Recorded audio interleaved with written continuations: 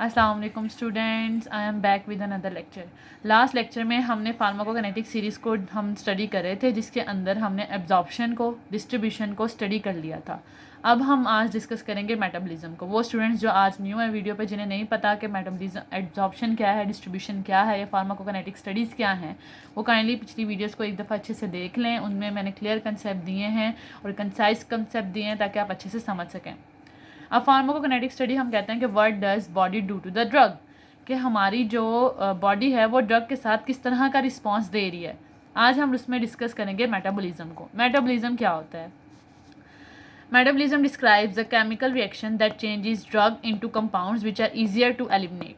इसका क्या मतलब है कि हमारे मेटाबॉलिज्म को हम कहते हैं कि एक ऐसा प्रोसेस है जिसके अंदर केमिकल रिएक्शंस इन्वॉल्व होते हैं। वो रिएक्शंस केमिकल हो सकते हैं, इंजाइमेटिक रिएक्शंस भी हो सकते हैं। उनका मकसद क्या है कि उन्होंने हमारी ड्रग को उसको कंपाउंड ऐसे कंपाउंड्स में चेंज करना है जो का ईजिली हमारी बॉडी से एलिमिनेट हो सके। वो जो कंपाउंड्स बनते हैं हम उनको क्या बोलते हैं? मेटाबोलाइट्स। वो मेटाबोलाइट्स ईजिली हमारी बॉडी से पास आउट हो जाते हैं। ठीक है, ईजी अगर मैं आपको इसकी डेफिनेशन बताऊं तो वो ये है, the movement and modification of medicine inside the body. कि हमारी बॉडी के अंदर हम जब ड्रग लेते हैं तो उसकी मॉडिफिकेशन होती है, उसकी मूवमेंट होती है, जिसकी वजह से क्या होता है, जो हमारी मेडिकेशन है वो बॉडी के इनसाइड जो है या तो वो अपने एक्शन शो करती है या वो अनचेंज फॉर्म में ही बॉडी से रिलीज़ हो जाती है। ठीक है, या उसके जो मेटाबोलाइट्स बनते हैं वो बॉडी से रिमूव हो जाते हैं। इसका मकसद होता है सिंपली कि हमने कन्वर्ट करना है अपनी ड्रग को इनटू अ प्रोडक्ट और inert substance after before reaching at the site of action. ठीक है, हमारी जो प्रोडक्ट है उसका मेटाबॉलिज्म हो जाता है या तो साइट ऑफ एक्शन पे जाने से पहले या बाद में। ठीक है, जिसकी वजह से क्या होता है, हमारी जो प्रोडक्ट है वो लेस टॉक्सिक प्रोडक्ट में कन्वर्ट हो जाती है या मोर एक्टिव में भी कन्वर्ट हो सकती है। लेकिन हमारा मेन पर्पस होता है कि हम अपनी ड्रग को कन्वर्ट करें मोर टॉक्सिक से लेस टॉक्सिक के अंदर। इसको हम क्या बोलते हैं? मेटाबॉलिज्म, ताकि वो इजीली जो है अपना एक्शन परफॉर्म कर सके और बॉडी से एलिमिनेट हो सके। फिर हमारे पास रहता है मेटाबॉलिज्म एंड बायो ट्रांसफॉर्मेशन। अब मेटाबॉलिज्म जिनको नहीं समझ आ रही उसके लिए मैंने biotransformation easy word use किया है। Bio means life, trans means change and formation means कि हमारी बॉडी के अंदर जो हमारी जो है ड्रग है उसकी फॉर्मेशन होगी। ठीक है, और उसकी चेंजिंग होगी हमारे सेल के अंदर। मतलब कि हमारी जो ड्रग है उसकी चेंज होना हमारे सेल के अंदर, इसको हम बोलते हैं बायो ट्रांसफॉर्मेशन। अब जो हमारे पास जो है इंपॉर्टेंट बात ये कि जो ड्रग लिपिड सॉल्युबल होती है, जब उसकी बायो ट्रांसफॉर्मेशन होती है तो वो क्या होती है, वो पोलर हो जाती है, यानी कि वाटर सॉल्युबल हो जाती है। वाटर सॉल्युबल होगी तो वो इजीली किडनी के थ्रू पास आउट होकर जो है वो एलिमिनेट हो जाएगी। अगर तो वो किडनी के थ्रू पास आउट होगी तो यानी कि वो यूरिन की फॉर्म में हमारी बॉडी से एक्सक्रीट होगी। जो वाटर सॉल्युबल जितनी भी ड्रग्स हैं वो यूरिन की फॉर्म में हमारी बॉडी से एक्सक्रीट होंगी। इसको हम क्या बोलते हैं? मेटाबॉलिज्म या बायो ट्रांसफॉर्मेशन। अब ऐसी कौन कौन सी साइट्स हैं जहाँ पर जो है वो मेटाबॉलिज्म हो सकती है? उसमें हमारे पास आ जाता है लीवर, किडनी, गट है, लंग है, स्किन है। इन सारी जगहों पे क्या हो सकती है, हमारी ड्रग की जो है वो मेटाबॉलिज्म हो सकती है। अब आगे हम देखेंगे कि मेटाबॉलिज्म के रिजल्ट में हमारे पास क्या क्या होता है। जब भी मेटाबॉलिज्म होती है उसकी वजह से या तो इनएक्टिवेशन होगी या active metabolites from active drug बनेंगे या एक्टिवेशन ऑफ इनएक्टिव ड्रग होगी। अब इनएक्टिवेशन क्या होता है स्टूडेंट्स? इनएक्टिवेशन को हम बोलते हैं कि जब हम ड्रग लेते हैं उसके बाद जो हमारी ड्रग है वो क्या होती है, वो एक्टिव हो जाती है जब वो लीवर से पास आउट हो जाती है।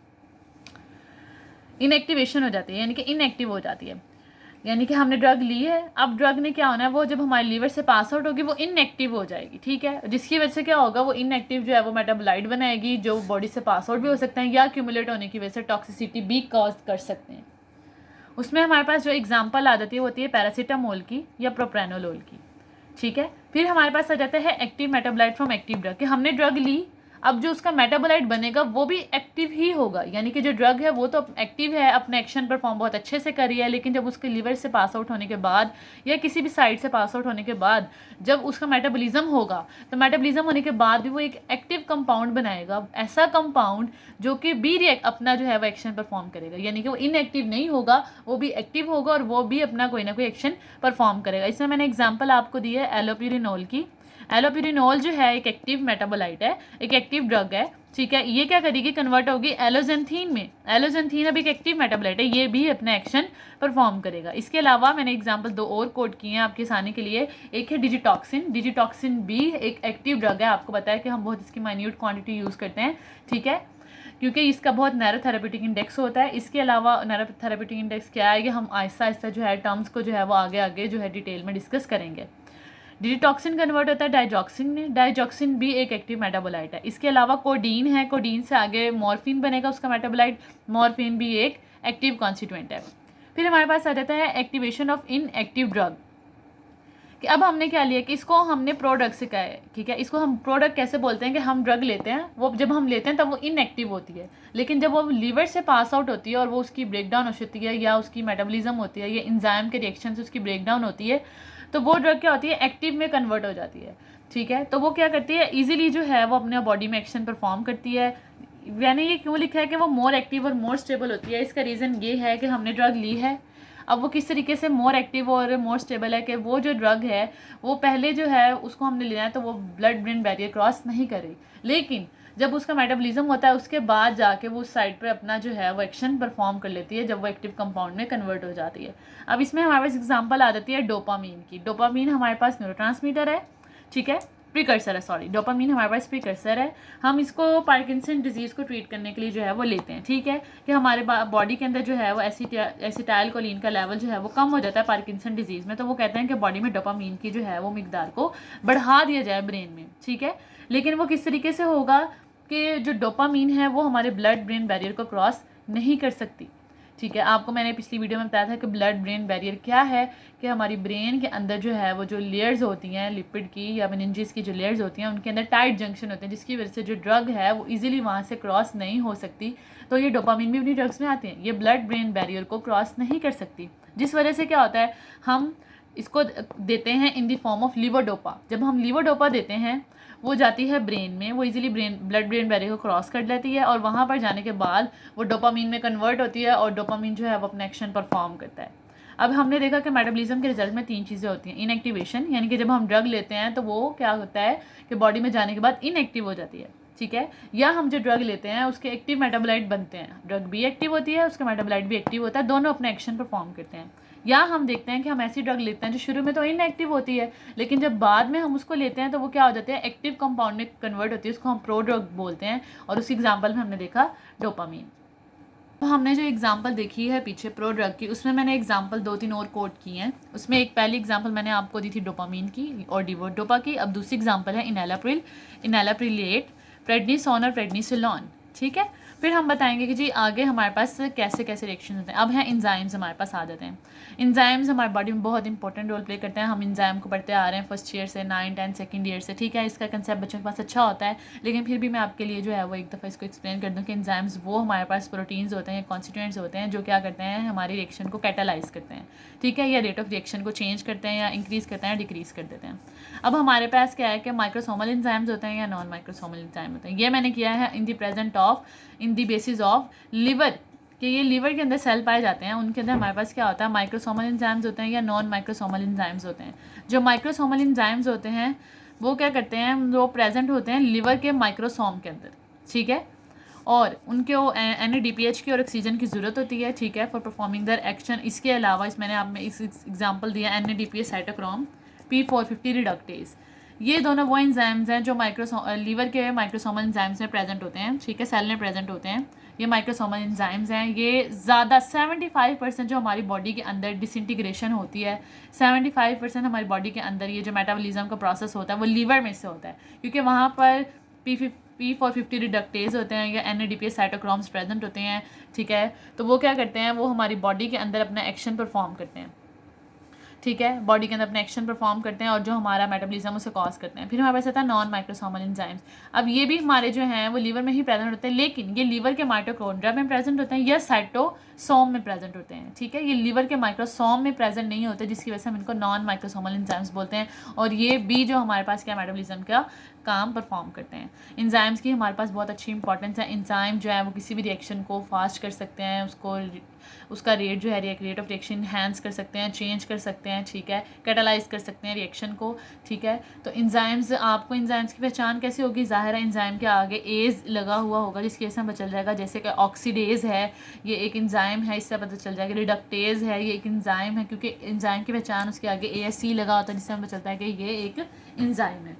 अब हमारे पास मेटाबॉलिज्म की इंपॉर्टेंस क्या है, फिर हमारे पास आ जाती है कि मेटाबॉलिज्म की इंपॉर्टेंस क्या है। मेटाबॉलिज्म की इंपॉर्टेंस, हमने एक ड्रग ली, ठीक है, ये हमने ड्रग ली, ठीक है, फिर ये क्या हुई, ये डिसइंटीग्रेट हो रही है, ठीक है, डिसइंटीग्रेशन का प्रोसेस चल रहा है, ठीक है। इसने आगे इतना डिसइंटीग्रेट होना है कि ये क्या होगी, इतनी फॉर्म में आ जाएगी और फिर क्या होगी, ब्लड में चली जाएगी। ब्लड में जाने के बाद ये एब्जॉर्ब हो जाएगी वहाँ पे एब्जॉर्ब होने के बाद इसने होना है डिस्ट्रीब्यूट डिफरेंट कंपार्टमेंट्स में, यानी डिफरेंट ऑर्गन्स में, लंग्स में, टिश्यूज़ में, मसल्स में, किडनी में, लिवर में, ठीक है। अब ये डिस्ट्रीब्यूट होगी। डिस्ट्रीब्यूट होने के बाद इसका क्या होगा, मेटाबॉलिज्म।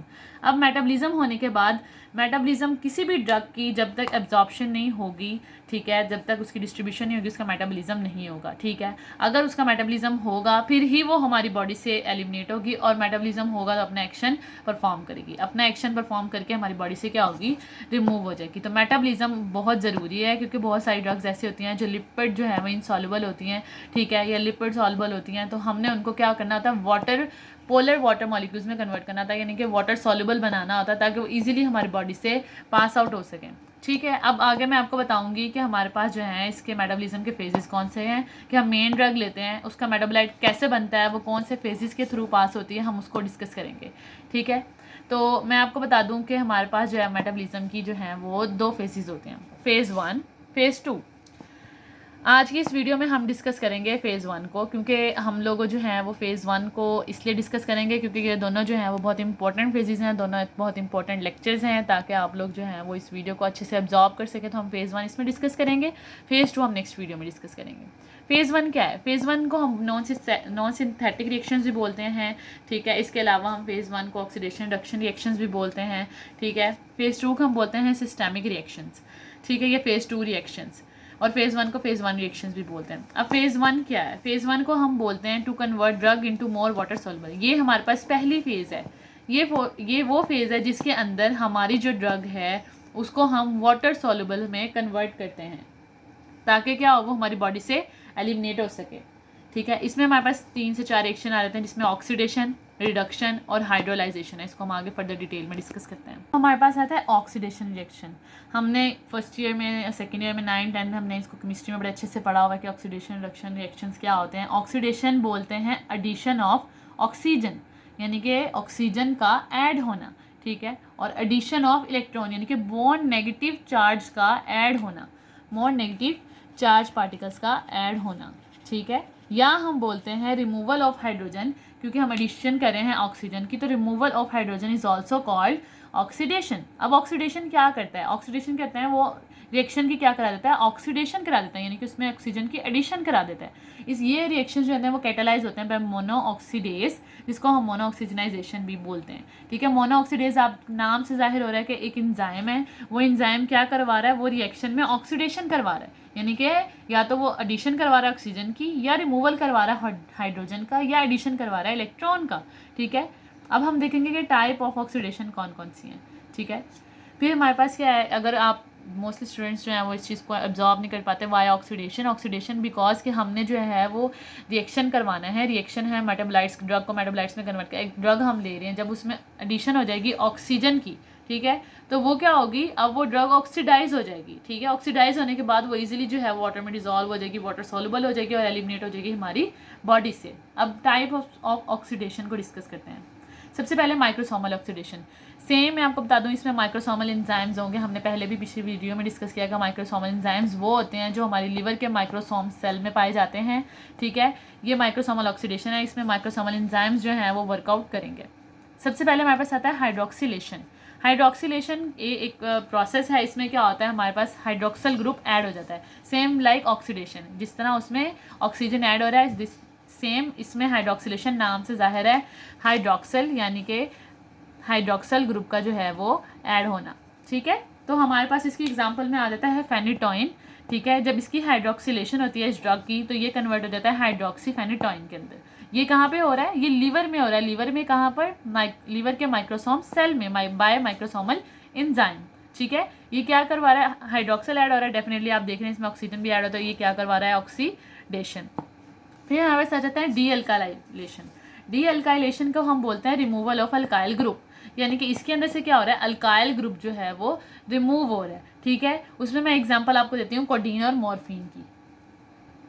कोडीन जो है वो एक हमने ड्रग ली है। अब ये आपको मैं बताएं, ये एक्टिव ड्रग है कोडीन, ठीक है। हमने इसको पीछे डिस्कस किया था, ये एक एक्टिव ड्रग है। इसका जो मेटाबोलाइट बनेगा मॉर्फिन, ये भी एक्टिव होगा, ठीक है। और ये दोनों जो हैं वो अपना एक्शन परफॉर्म करेंगे, ये ड्रग भी करेगी अपना एक्शन परफॉर्म, मेटाबोलाइट होने के बाद मॉर्फिन भी अपना एक्शन परफॉर्म करेगा, ठीक है। तो हम इसकी वो बोलते हैं डी एल्काइलेशन। इसके MCQs भी स्टूडेंट्स आते हैं कि अगर जो है कोडीन का मॉर्फिन में कन्वर्ट होना, ये कौन सा फिनोमिना है, ये कौन सा प्रोसेस है, ये कौन सी फेजेस हैं, इस तरह से। तो आपको पता होना चाहिए कि ये डी एल्काइलेशन प्रोसेस है, ये किस में हो रहा है, ऑक्सीडेशन में प्रोसेस की वजह से हो रहा है। और ये कौन सी ऑक्सीडेशन हो रही है, ऑक्सीडेशन किस फेज में होती है, फेज़ 1 में। फिर हमारे पास आ जाता है एस ऑक्सीडेशन, यानी कि सल्फर की ऑक्सीडेशन, ये सल्फर की ऑक्सीडेशन होना, सल्फर ऑक्साइड ऐड होना। अब इसमें क्या है कि जो सल्फोक्साइड ग्रुप है वो क्या होता है, वो ऐड हो जाता है। इसमें हमने एग्जांपल दिया स्मिटिडीन की, स्मिटिडीन कन्वर्ट होता है स्मिटिडीन सल्फोक्साइड में, ठीक है।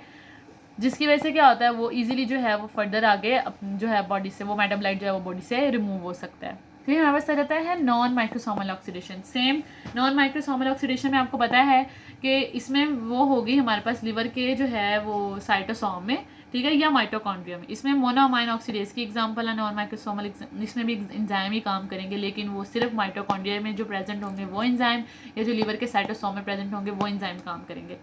एग्जाम्पल्स इसमें है monoamine oxidase, xanthine oxidase, aldehyde dehydrogenase. अब हमारे पास आ जाता है रिडक्शन। हमने ऑक्सीडेशन का प्रोसेस पढ़ा, हमने उसमें पढ़ा कि ऑक्सीडेशन के प्रोसेस में हमारे पास माइक्रोसोमल ऑक्सीडेशन होती है। अब हम पढ़ेंगे नॉन माइक्रोसोमल ऑक्सीडेशन, ठीक है, यानी इसमें हम पढ़ेंगे फिनोमेना रिडक्शन का। अब रिडक्शन कैसे होती है, रिडक्शन भी फेज़ 1 रिएक्शन का प्रोसेस है। रिडक्शन मतलब क्या हो रहा है, रिड्यूस हो रही है ऑक्सीजन, हम रिडक्शन कर रहे हैं ऑक्सीजन की, रिमूवल कर रहे हैं ऑक्सीजन का, या रिमूवल कर रहे हैं इलेक्ट्रॉन का, यानी कि नेगेटिव पार्टिकल्स को रिमूव कर रहे हैं, एडिशन कर रहे हैं हाइड्रोजन यानी कि पॉजिटिव पार्टिकल्स को, एडिशन ऑफ हाइड्रोजन, इसको हम क्या बोलते हैं, रिडक्शन। फिर हमारे पास इसके एग्जाम्पल में आ जाता है नाइट्रो और keto group. Keto type of reduction, इसमें हमने एग्जांपल दी है कोर्टिसोन की, हाइड्रोकोर्टिसोन में कन्वर्ट होना। ये कोर्टिसोन हमारे पास ड्रग है, इसकी जब इसकी रिडक्शन होगी तो इसमें एडिशन ऑफ हाइड्रोजन हो जाएगी, इसको हम बोलेंगे हाइड्रोकोर्टिसोन, यानी कि इसमें हाइड्रोजन मॉलिक्यूल जो है वो ऐड हो गया है। हमारे पास आ जाती है हाइड्रोलाइसिस। हाइड्रोलाइसिस नाम से जाहिर हो रही है, लाइसिस मीन्स ब्रेक डाउन, ठीक है, और hydrolysis means in the presence of water, ठीक है। हाइड्रोलाइसिस यानी hydro means water and lysis means break down. इसमें हमारे पास जो ड्रग है वो किस तरह ब्रेक डाउन होगी, वो स्प्लिट होगी बाय एडिशन ऑफ वाटर। हम ड्रग में वाटर का एडिशन करेंगे जिसकी वजह से ड्रग क्या होगी, वो स्प्लिट हो जाएगी, उसकी क्या होगी, ब्रेक डाउन हो जाएगी।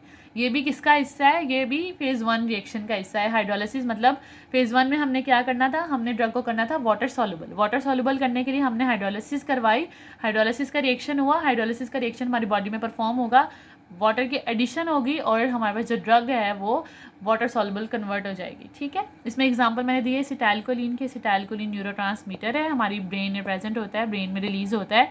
एसिटाइलकोलिन के साथ जब वाटर का रिएक्शन होता है, वाटर की एडिशन होती है उसमें, तो वो कन्वर्ट हो जाता है कोलिन प्लस एसिटिक एसिड से। अब कोलिन जो है वो मोर वाटर सॉल्युबल ड्रग में, एसिटिक एसिड भी वाटर सॉल्युबल है, वो ईजिली जो है वो हमारी बॉडी से रिमूव हो जाएगा, ठीक है। अब हमारा इसमें मेन ऑब्जेक्टिव क्या था, मेन ऑब्जेक्टिव था हमारा कि हमने लिपिड सॉल्युबल ड्रग को कन्वर्ट करना था मोर वाटर सॉल्युबल में, ठीक है। ये हमारा मेन जो ऑब्जेक्टिव होता है मेटाबॉलिज्म का वो यही है कि हमने लिपिड सॉल्युबल ड्रग को वाटर सॉल्युबल के अंदर जो है वो कन्वर्ट करना है, ठीक है। किस तरह कन्वर्ट करना है वो हमने फेज़ 1 रिएक्शन में पढ़ा कि हमारे पास ऑक्सीडेशन, रिडक्शन, हाइड्रोलाइसिस का जो है वो प्रोसेस होता है, ठीक है, जिसकी वजह से जो है वो हमारी ड्रग है वो मोर वाटर सॉल्युबल हो जाती है। लेकिन जो मेन बात है, अगर तो हमारी जो मेटाबोलाइट है फेज़ 1 के अंदर उसकी सफिशेंटली पोलर जो है वो वाटर सॉल्युबल के अंदर कन्वर्जन नहीं होती, जो हमारा मेटाबोलाइट है जो फेज़ 1 में जो है वो कम्प्लीटली जो है वो पोलर नहीं हुआ, यानी कि वाटर सॉल्युबल में कन्वर्ट नहीं हुआ, तो हम क्या करते हैं, हम उसको पास आउट करते हैं, उससे गुजरना पड़ता है फेज़ 2 से,